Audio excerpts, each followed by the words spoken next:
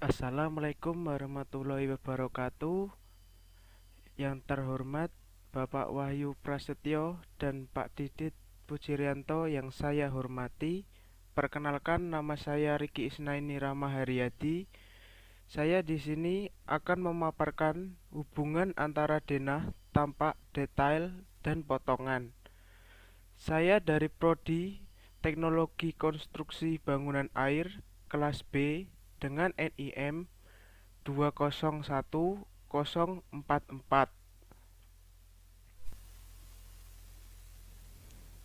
Denah. Denah yang berarti gambar penampang horizontal bangunan gedung atau rumah tinggal dalam bidang datar sehingga akan terlihat bagian-bagian dalam bangunan berikut, komponen-komponen yang menempel pada bangunan tersebut. Denah juga memiliki fungsi, yaitu menjelaskan fungsi ruang, menunjukkan ukuran ruang, elevasi lantai atau ruang, menunjukkan perletakan pintu dan jendela, penyusunan furnitur, karakter objek bangunan, memperlihatkan hubungan ruang sebagai ruang dua dimensi yang direncanakan. Jenis-jenis denah terdapat dua, yaitu denah arsitektural dan denah struktural. Denah arsitektural, denah yang menunjukkan penataan atau tata letak furnitur atau tata ruang interiornya. Dan begini contoh gambar denah arsitektural. Dan yang denah struktural, denah yang tidak memperlihatkan penataan atau tata letak furnitur atau interiornya. Dan ini adalah contoh gambar denah struktural. Tampak atau facade, yang berarti merupakan salah satu gambar rencana dalam dunia konstruksi yang memperlihatkan bagian muka bangunan dari berbagai arah secara lengkap. Gambar tampak ini menekankan pada permukaan luar yang vertikal atau dari bawah hingga ke atas, di mana objek-objek yang berisikan teras, pintu, jendela, ventilasi, atap. Digambar secara dua dimensi dan dilihat dari luar bangunan. Tujuan pembuatan tampak adalah untuk mengkomunikasikan kepada klien mengenai gambar tampak luar atau eksterior suatu bangunan secara keseluruhan dari sudut pandang tertentu. Yang pertama, denah.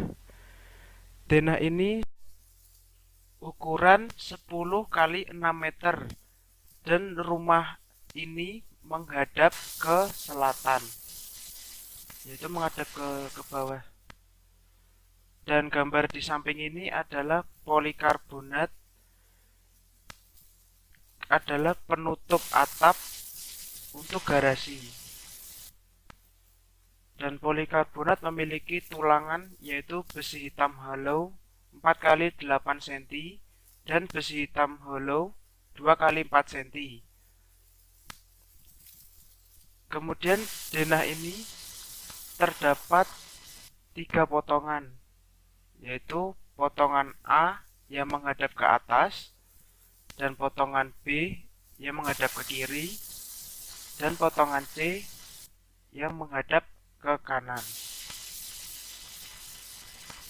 Berikut ini adalah potongan A yang memiliki panjang 6 meter dan mempunyai tinggi kurang lebih 6,4 meter. Dan saya pasangkan denahnya supaya tidak bingung atau kesusahan untuk melihat potongannya.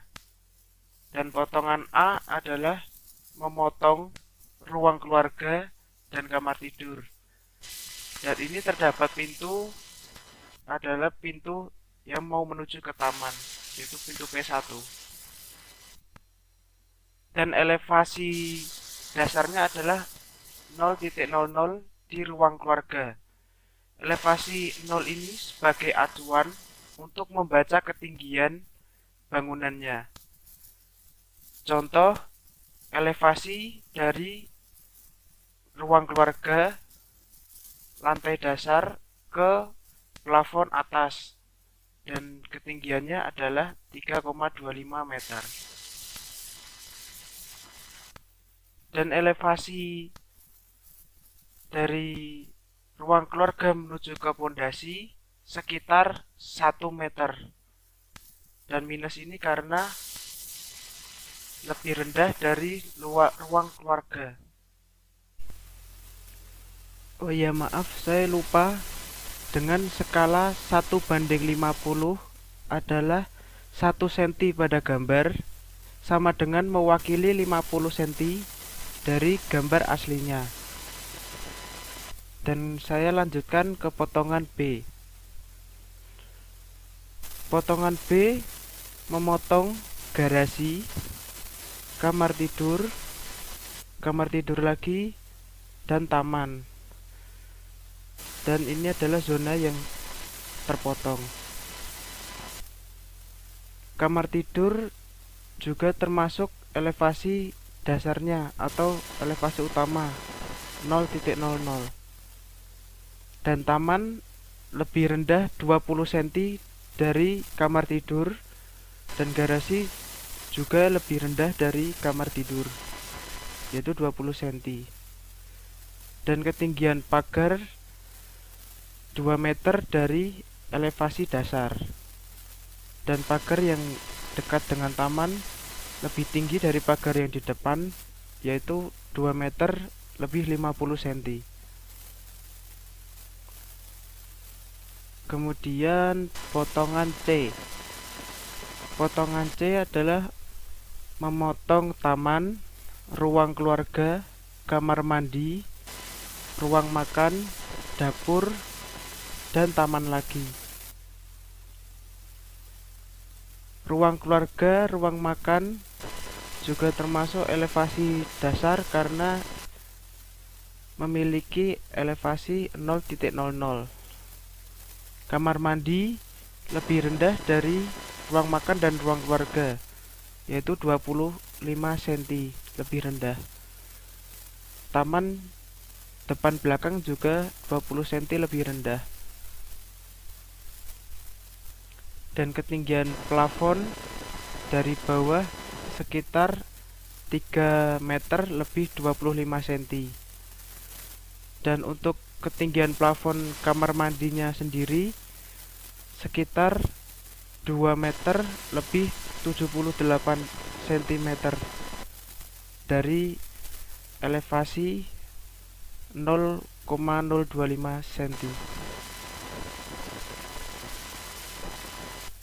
Denah yang saya gunakan menggunakan penulangan kuda-kuda, yaitu bubungan, balok beton 15x20 cm, gording kayu 8x12 cm, usuk kayu 5/7 cm, reng kayu bengkirai 2x3 cm. Dan balok ini 15x20 cm, gunungan atau tumpukan pasangan setengah bata tanpa plester aci. Dan rangka plafon kayu 5x7 cm, dan penutup plafon gypsum board setebal 9 mm.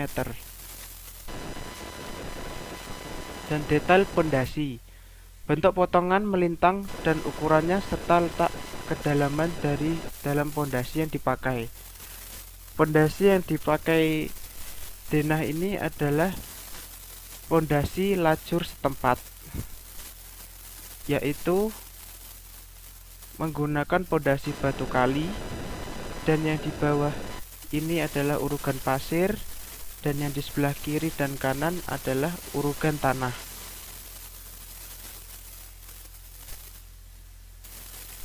Dan slough 15x20 cm. Dan ini adalah notasi-notasi ini bisa terbaca, yaitu 8 baja polos yang dipasang dengan jarak 15 cm. Dan yang ini 4 baja polos dengan diameter 10 cm. Dan yang di atas ini ya adalah dinamakan pasangan bata. Dan pondasi lajur setempat ini pemasangannya di bagian tengah rumah bagian bawah untuk pusat tumpuannya, karena ini adalah untuk tumpuan yang paling berat atau pusat yang di tengah-tengah. Dan yang pondasi sebelah kiri sini dan sebelah kanan adalah pondasi lajur tetangga, yaitu yang menjadi satu dengan pondasi punyanya rumah tetangga, dan juga menggunakan pondasi batu kali dan yang di bawahnya urugan pasir, dan yang di kanan kiri ini urugan tanah. Slope-nya juga sama, menggunakan 15 kali 20, dan notasinya pun juga sama. Dan ini adalah penampang pot T-beam yang memiliki notasi yang sama, namun ukurannya 15 kali 15. Dan ini penampang ring balok dan sopi-sopi, notasi sama, cuman ukurannya ini 15 kali 20.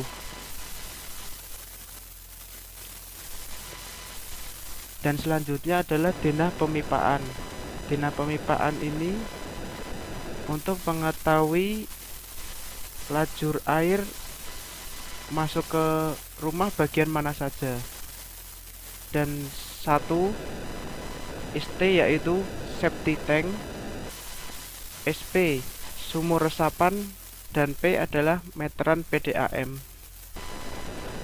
Pertama saya menjelaskan yang P, meteran PDAM, ini menyalurkan air dari depan menuju ke kamar mandi dan ke dapur. Kemudian sumur resapan mengalir dari depan sini menuju ke tengah. Kalau septic tank itu hanya dari kamar mandi, dari kloset, dan keluar menuju septic tank. Dan yang teraliri air hanya di zona sini saja. Dan yang sebelah kiri tidak teraliri air.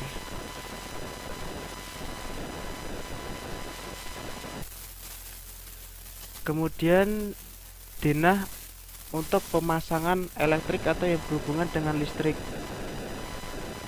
Lingkaran-lingkaran ini adalah pemasangan lampu yang bermuatan 23 watt. Dan setiap sudut ini dipasang saklar tunggal, yaitu terdapat 1, 2, 3 saklar tunggal,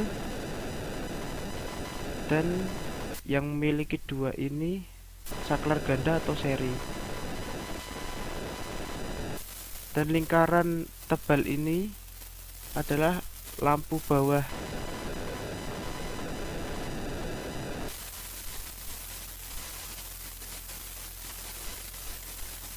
Berikut adalah tampak rumah dari depan dan tampak samping.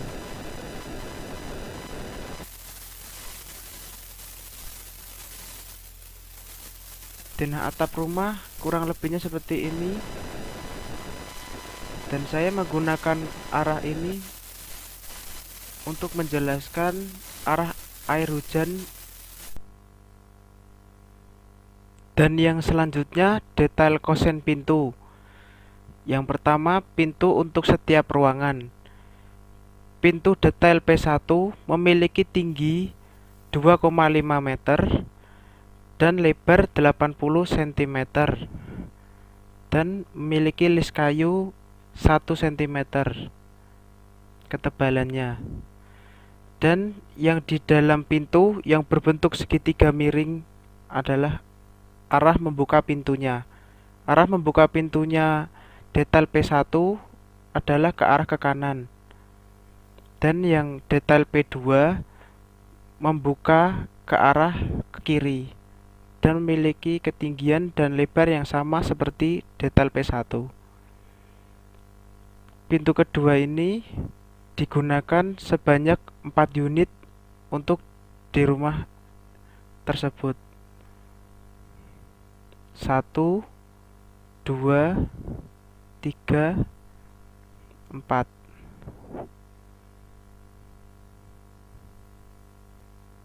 Dan penggunaan detail pintu P1 digunakan sebanyak 3 unit, yaitu untuk pintu di depan, untuk kamar tidur yang pertama, dan pintu untuk menuju ke taman. Dan yang menggunakan detail pintu P2 hanya untuk kamar tidur yang kedua, karena arahnya ke kiri, dan yang lainnya ke kanan. Dan selanjutnya pintu kamar mandi. Pintu kamar mandi memiliki ketinggian hanya 2 meter dan memiliki lebar 64 cm. Dan arah membukanya seperti detail P2. Membukanya arah ke kiri. Dan ini yang dinamakan handle pintu. Handle pintu untuk membuka pintu. Pintu kamar mandi hanya menggunakan 1 unit untuk kamar mandi. Dan yang terakhir jendela. Jendela memiliki ketinggian 1,9 meter, 5 cm untuk jendelanya, jendela atas, dan yang 1,4 meter untuk jendela yang besar.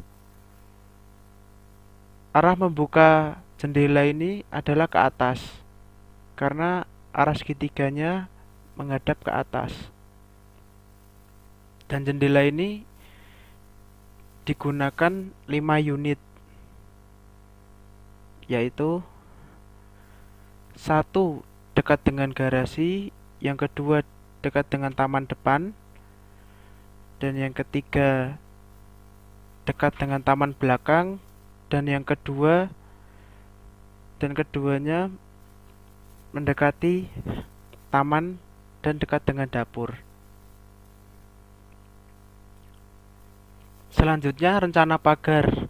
Rencana pagar elevasinya 0,00 dan pemasangan pagar yang di sebelah kanan ini pemasangannya di bawah atau lebih rendah dari elevasi dasarnya, yaitu lebih rendah 20 cm. Dan tinggi pagar ini sekitar 2 meter. Dan penulangan pagar ini menggunakan besi hitam hollow 2x4 cm yang bagian seperti ini, dan besi hitam hollow 4x4 cm untuk yang bagian seperti ini. Dan hubungan antara denah tampak detail dan potongan.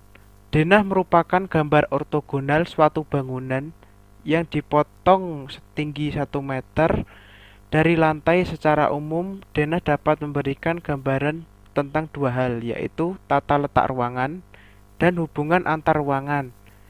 Yang kedua, tampak bangunan adalah gambar ortogonal yang menggambarkan bangunan dari satu sisi. Yang ketiga, potongan merupakan suatu gambar ortogonal yang menjelaskan secara menyeluruh sosok bangunan yang dimaksud. Gambar potongan merupakan penjelmaan atas gambar denah, terutama penjelasan atas segala hal yang berhubungan dengan dimensi-dimensi vertikal denah. Ketiga gambar tersebut kita dapat menyimpulkan bahwa ketiga gambar saling berhubungan dalam mempengaruhi kejelasan informasi antara satu dengan yang lain. Penyusunan antar gambar juga penting agar info yang ingin disampaikan melalui ketiga gambar tersampaikan dengan jelas.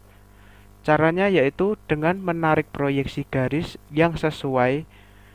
Bayangkan jika kita hanya diberikan gambar denah, kita tidak akan tahu bagaimana bentuk objek secara keseluruhannya. Denah itu penting sebagai permulaan gambar ortografis. Selanjutnya, potongan. Dengan diberikan gambar potongan, kita sudah dapat membayangkan bagaimana bentuk objek, dan yang terakhir diperjelas dengan gambar tampak. Gambar tampak objek menjadi penyempurna gambar ortografis. Demikian paparan yang bisa saya sampaikan. Apabila terdapat kekurangan atau tutur kata yang kurang berkenan dari saya mohon maaf yang sebesar-besarnya. Wassalamualaikum warahmatullahi wabarakatuh. Terima kasih.